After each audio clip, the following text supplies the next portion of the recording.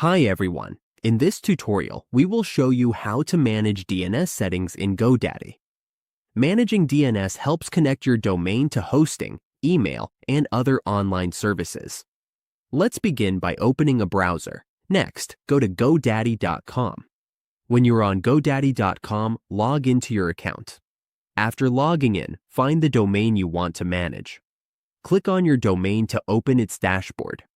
On the dashboard, you will see your domain details. Here, click on DNS. Click on DNS. Now you can set up your DNS settings. You can add a new record, verify ownership, create MX records, and set up name servers. You can also add host names. You can run a DNS check and turn it on if needed. Just set the settings based on what you need and the service you want to connect. When your records are set, your domain will connect to your website and services.